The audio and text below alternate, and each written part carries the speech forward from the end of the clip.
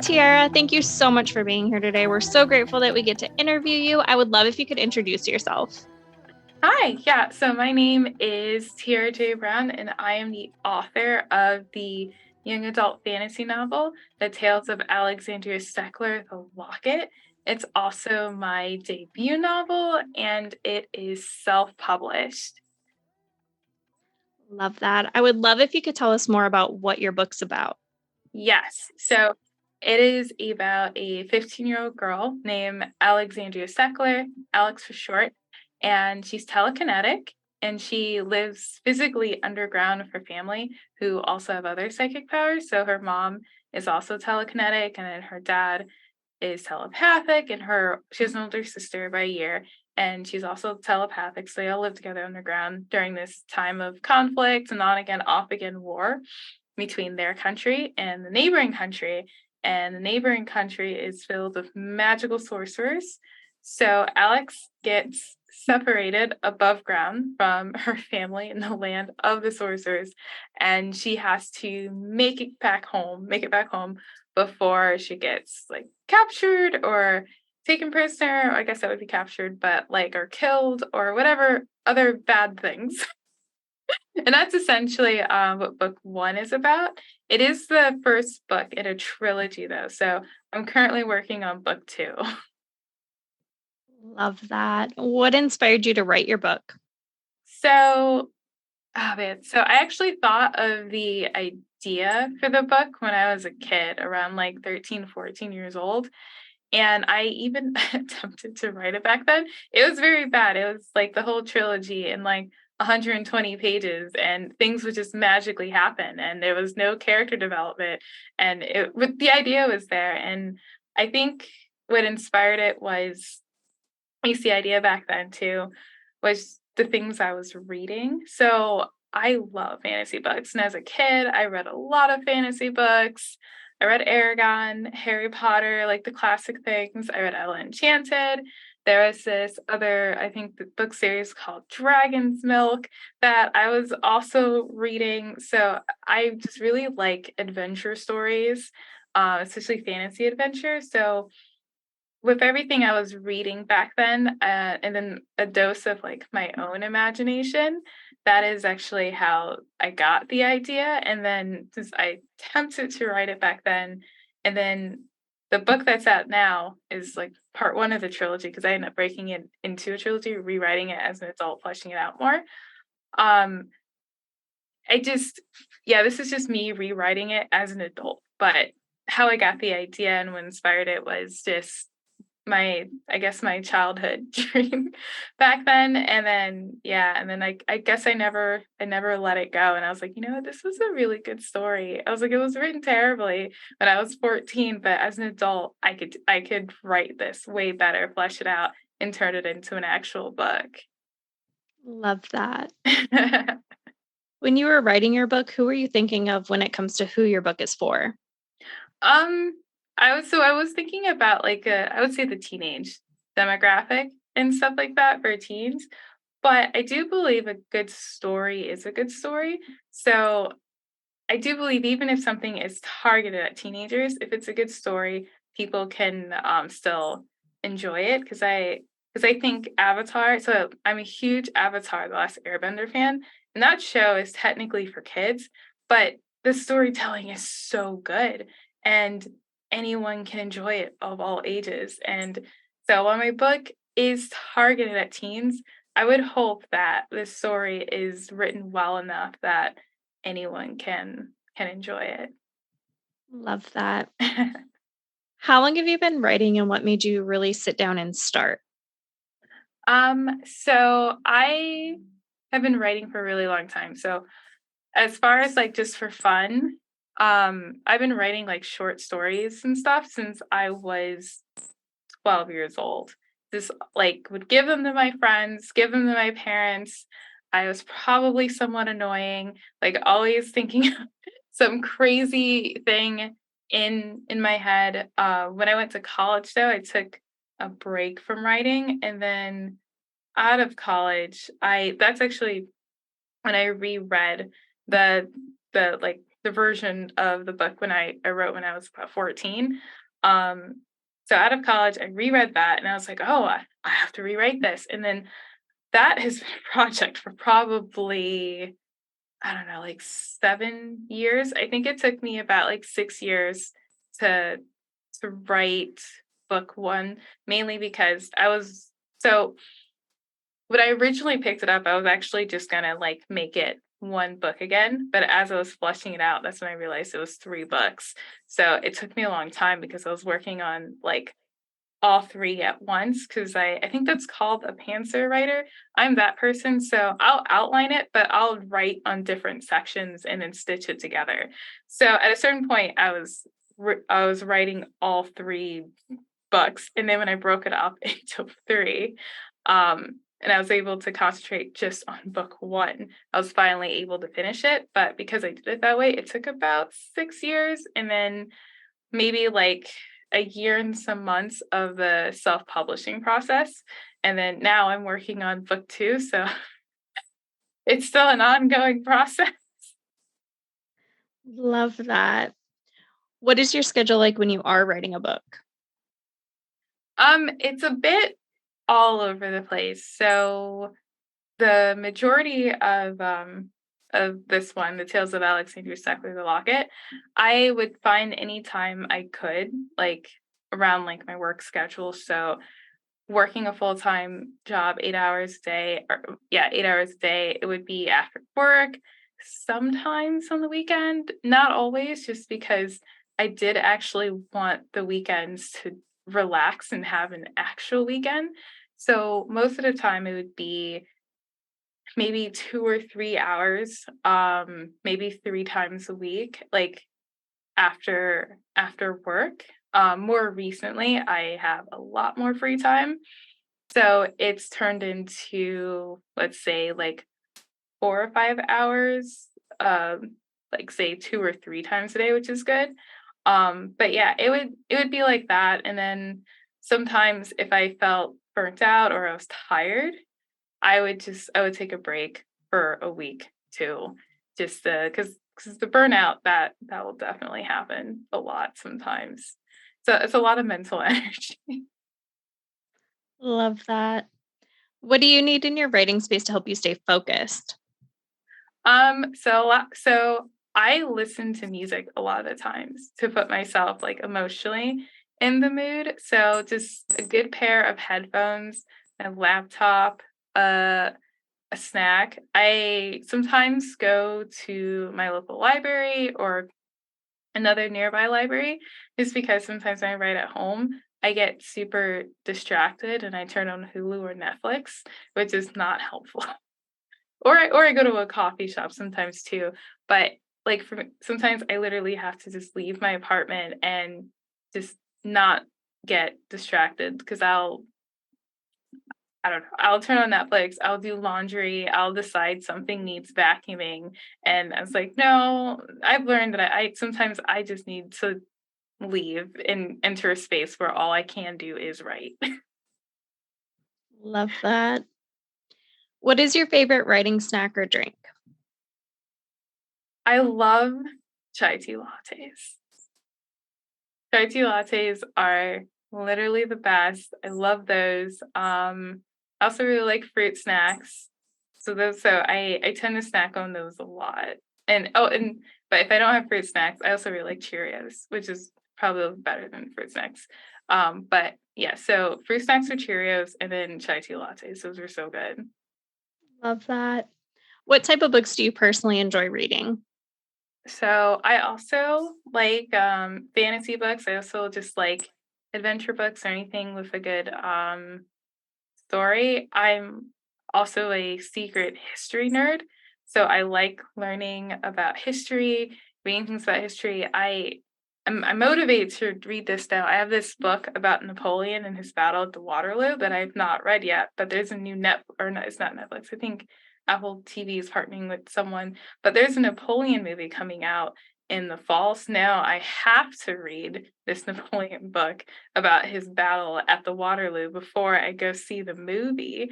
But yeah, I love history. So I would say fantasy books, anything with adventure, history. I'm not a super I like romance, but most of the time I like it when it's a subplot, you know? Um, if it's I will read a romance book if there's also something else to it, like if it's a historical romance or I don't know, it's like half romance and half something else. Love that. Are there any books or authors that inspired you to become a writer? So I did decide that I wanted to be a writer when I was a kid, and then I kind of had self doubt a little bit, and that's when I came back to it in my 20s. But I would say probably J.K. Rowling's because I really liked Harry Potter as a kid, and as a kid, I didn't really know many alive authors. Like most of the authors I knew were dead, right? Like the famous ones like Charles Dickens and William Shakespeare. But J.K. Rowling's obviously she's still alive, but I saw as a kid how successful she was at writing. So I was just like, well, maybe I could do that too. Love that. What type of books did you grow up reading? Did you have an all-time favorite? All right. So my favorite book. So a lot of fantasy, a lot of adventure. Um, my favorite book I probably have to say is this one book I read when I was 10 years old called Jeremy Thatcher, the Dragon Hatcher. Because and it's a little bit of a sentimental thing too, because so I it's kind of ironic that I became a writer because I hated reading as a small child. I thought it was terrible.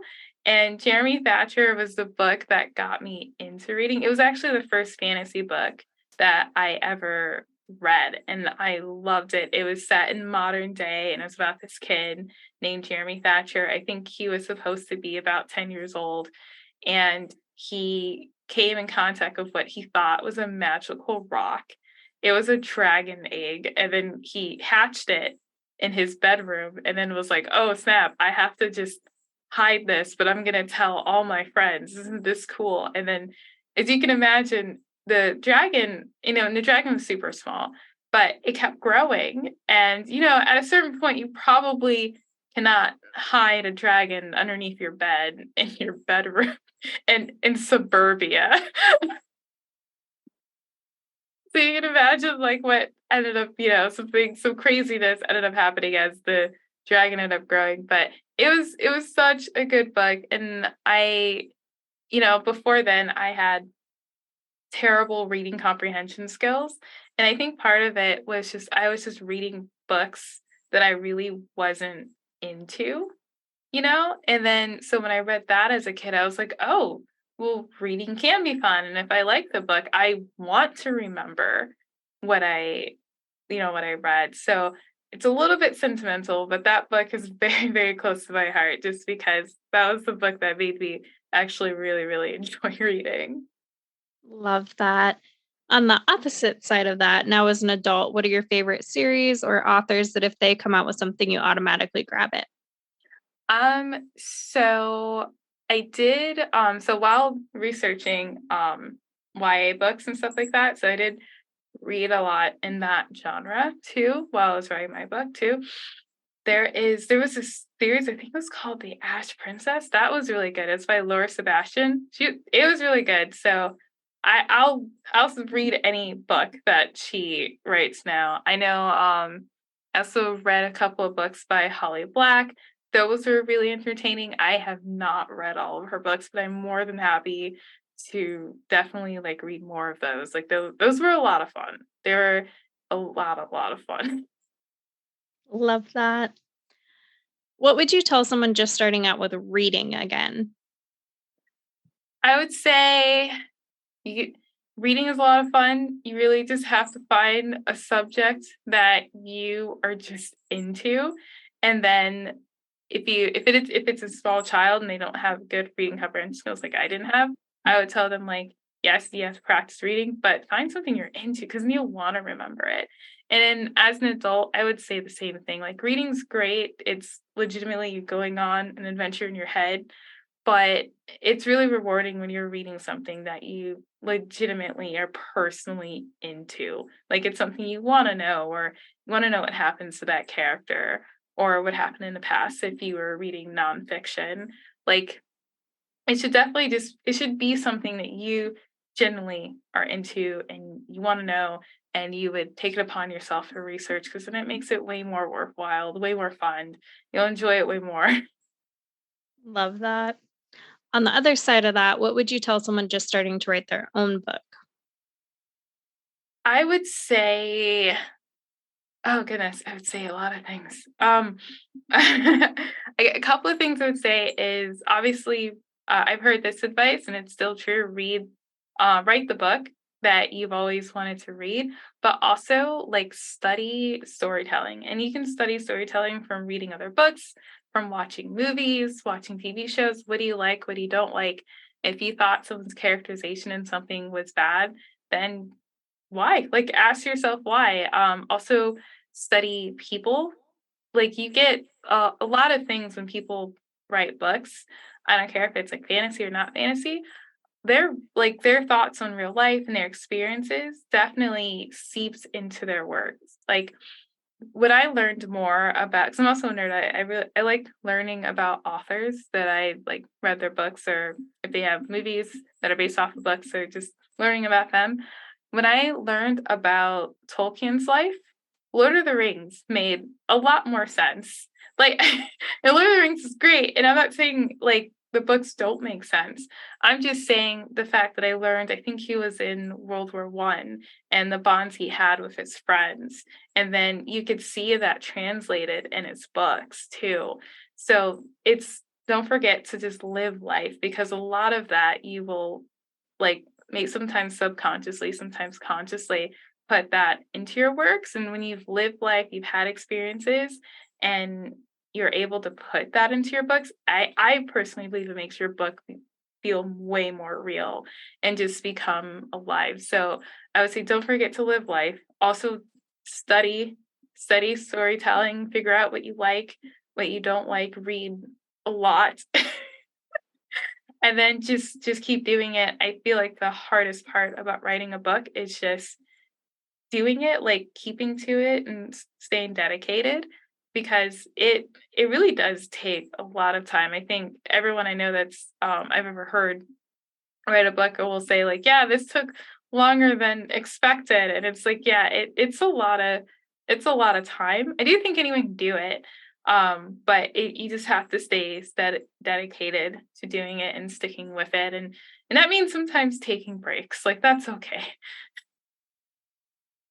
Love that. What's one thing that people are generally surprised to find out about you?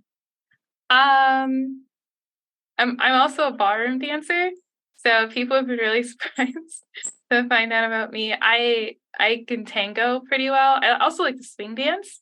So I have a swing dancing background. I do the tango. I've never done a competition. I've done showcases before though too.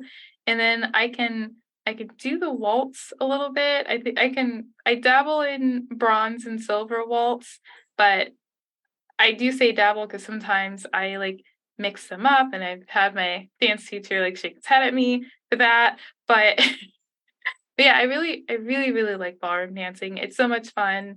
I love swing dancing. Swing dancing is fast and it's so quirky. And I think it fits my personality well. I'm pretty quirky myself. So yeah, those are things I feel like people are surprised when they meet me. Love that. Is there anything you would like to say or add? Um Well, I'm trying to think. Well, are there any questions you have for me or want me to elaborate on? Or I don't know. I'm trying to think of what else to say. Um, do you have a timeline for when book 2 is gonna come out? So, oh yeah. So my goal is probably late 2024, early 2025. Do not Don't quote me on that. I am still writing book 2, and that's the hope. I'm not saying that's gonna happen because I've not announced when it's coming out because I'm not sure when I will I'll finish it because there's so much that goes on in the writing process. So it's like me finishing it and then me going through it a whole bunch of times and then handing it to like a developmental editor and then they mark it up and then I figure out what I'm going to do from there and then like the copy it and then there's so many things. There's so many things that happen. So hopefully, hopefully. Love that. Was there anything else you wanted to add into this? Um Well, you asked me a lot of questions about you. Like, what about you? Like, what books do you like to read? Um, so I tend to read in the romance, fantasy, paranormal area. Nice. Um, so and I go back and forth. I usually average a book a day. Finals weeks, not so much, but Yeah, I other feel weeks. that. So yeah. Nice. That's cool. That's cool. That's fun. A book a day. That's talent. I'm a writer, but I'm a slow reader, so I can't do that. But I envy everyone that can do that. I can't do nonfiction that way, just fiction. Nonfiction can be kind of dry. It's understandable. Yeah. Well, where's the best place readers can find your book? I know some love signed copies. Is that an option you have and the best place to connect with you? So currently signed copies is not an option that I have right now. That could change in the future. But if it does change, the best place to find me would be on Instagram at Tiara Joy Brown, or on Facebook at Tiara J Brown. And then the best place to find my books would be on Barnes Noble, Amazon. I have ebooks on Google Play and the Apple Books, Apple Bookstore. And yeah, and more. So if the easiest thing, if everyone forgets, if you just Google the Tales of Alexandria Stecklar, the Locket by Tiara J. Brown, I'll pop up on Google. But I would say the best and easiest way to find the books would be like Amazon and Barnes Noble online. Yeah. Amazing. Well, thank you so much for being here today. We're so grateful we got to interview you. We'll be sure to drop those links in the show notes. That way everyone can find you. And again, thank you so much. No, thanks for having me. It was great being on. Thank you so much.